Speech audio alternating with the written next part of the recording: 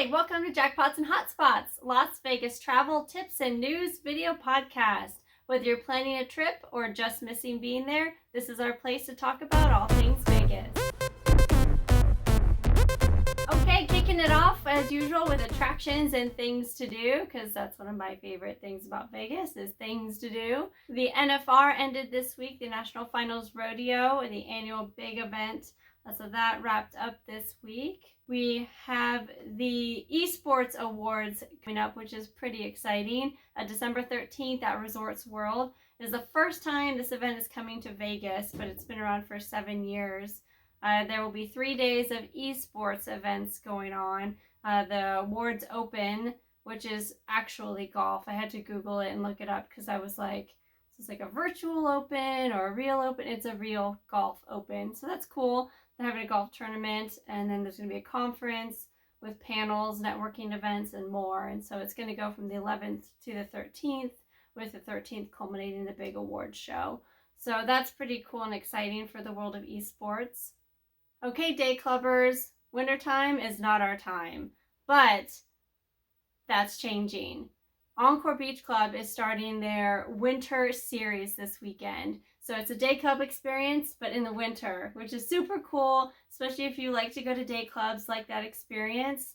But obviously they don't do pools in the winter. It's just not feasible. But finally, our time has come. So what they're doing is putting a tent over the outdoor terrace area, and it will be temperature controlled. There will be winter decor, DJs, of course. And so I'm excited to see what that looks like. It sounds great. I mean, even just a little outdoor kind of tent covered, climate controlled thing seems great. So I think it's really cool that Encore is doing this. I think that day club experience is just so unique and fun to Vegas that if there's a way to continue that in the wintertime, that's just freaking great. So this weekend it is starting. It's called the Encore Beach Club Winter Series. And this weekend they've got Dylan Francis, so very cool. And then they're having a New Year's Eve event, and they'll have R.L. Grime at that one. So cool, fun stuff on the DJ and day club, nightclub front, which is very exciting. In resorts and casinos news, as we all know, Mirage is changing to a Hard Rock. So they've unveiled more plans for that this week. So I've got a whole bunch of info on that. I'm going to try to share with you guys. The Mirage has a huge history on the Strip. It was built in 1989, which is 33 years ago. It is changing ownership to Hard Rock by the end of December 2022. And they're actually selling the operations to the Seminole tribe. And then they have the subsidiary of Hard Rock International. So it's kind of cool that it's a tribal owned operation. However, the property is owned by Vici Properties, which if you remember last week, I kind of talked about some of that real estate stuff that goes on, but it is owned by Vici Properties, and they're leasing it to Hard Rock for $90 million a year. What their Hard Rock is doing is they're investing in like renovations, rebranding, all of that stuff over, the next year or two or however long it takes. So what they're going to do is they are tearing down the volcano, and they're going to build, their iconic guitar shape. They're going to build a tower, a hotel tower in the shape of the guitar. I believe they've done this before. So they are building a tower in the shape of a guitar and renovating what the Mirage is now into this new Hard Rock hotel, casino, and resort. The entire property, including the casino, is going to increase by 80,000 square feet. They're going to increase the number of slot machines, number of table games, restaurants and convention space will also increase. So this is a huge undertaking. They're also going to build a new water attraction that's supposed to be over 5 acres on the backside of the property. And then up at the front, near the Strip and the guitar tower, is going to be another pool experience, which sounds like it should be really cool. There's also going to be a music museum going up between Mirage and Treasure Island. So there's going to be, I guess they're going to put a platform up in front of the guitar so people can like take pictures and see some kind of show or something. So it sounds like there's a lot of renovations happening over at least the next year or two Word is so far that they're going to continue to operate during renovations, but of course that could change as they move forward with those, especially with as much as they're doing. So they're going to try to keep it open. They're going to keep all of the current Mirage employees, which is always great. And they do anticipate that the renovations will take 2 to 3 years. So they're not like just going to like shut it down right now or make a bunch of changes right now. They're going to do it right. So hopefully they can keep it open and keep operating, but make those significant changes in a way that makes the changes and then they can move forward. I'm personally really looking forward to this. It is really sad to see the Mirage go, and I really like the garden theme, the beauty of that. It's kind of magical, but it is time for a change. It is a good change. It's an exciting change. I know last time I stayed there, the room seemed like they really needed an upgrade. So here we go. Let's check out this Hard Rock 5. It should be a fun spot for that too on the strip there. Kind of where it's located, I think that's a great spot for a Hard Rock, and kind of, like I said, the vibe they offer. So there should be a Hard Rock Cafe inside too, in case you're wondering, because when I was younger, I used to always like to go to Hard Rock Cafes when I would travel.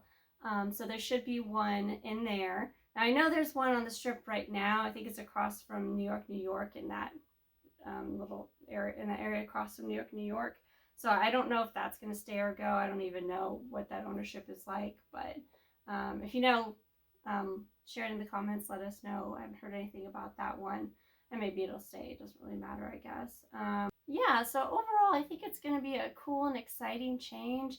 It's sad to see something so iconic go, but I think we can all agree it needed some kind of a refresh. So unfortunately, it's a total rebranding, but I think it'll be a good rebranding. And again, exciting vibes, high energy. It should be a lot of fun. There was a Hard Rock just slightly off strip, as you may know, but it is now the Virgin Hotel Las Vegas. So that's that the old Hard Rock closed and turned into a Virgin. And so that one is slightly off strip, but now there's going to be this huge, amazing sounding new one, which is very, very exciting. So cool stuff to come. Let's look forward to it and see what that experience looks like. Continuing in hotel and resort news, all of the employees at the Venetian received $1,500 bonuses. That is super cool. How many employees? 7,000 employees. So all 7,000 employees received a $1,500 bonus. That is so cool. Totaled $11 million. Very worthwhile investment, if you ask me. I read that it was only for like full-time employees and full-time flex employees, but maybe that means part-time. I really am not sure what that means in the Vegas hospitality industry, but it was regardless of seniority or position, so it sounded like it included all employees, but again, I don't really know what part-time is defined as or full-time flex. So if you have any insight or worked in that industry, let us know in the comments. Let us know if you have some insight on that, because I don't know. And that's something I'm always interested in knowing about, is what the employment terms look like and what their status and definitions are. Okay, world of performances. So Wayne Newton has a residency at the Flamingo, where he first headlined back in 1963. He has added 70 dates to his residency for 2023.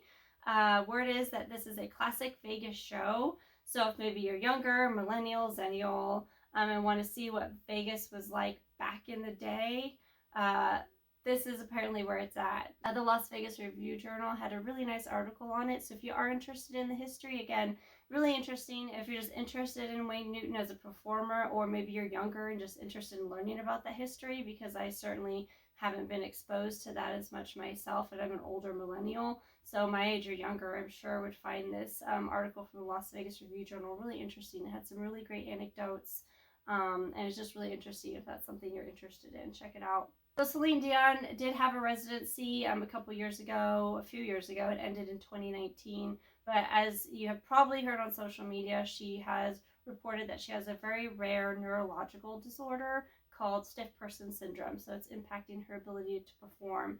So she has canceled a bunch of tour dates for 2023. She was only doing a Europe tour, so she doesn't have anything scheduled in Vegas right now. So no word on if and how that would impact future residencies in Vegas. I know Resorts World was trying to get something to go with her over the last couple of years, and it just hasn't panned out. So we'll see what that looks like moving forward for her and her career. Wishing her the best. This weekend in performances, we've got Ron White at the Mirage, Cody Johnson at Mandalay Bay, Luke Bryan and Miranda Lambert, of course, continue their residencies. Leonard Skinner at Virgin Hotel. UFC is going on at T-Mobile Arena. Marshmello is at XS. Just Incredible is at Hakkasan and Marquee this weekend. And Party Favor is at Omnia. So lots of cool stuff. If you want to get your concerts, performances on, you can definitely check out a lot of cool performances this weekend, as always.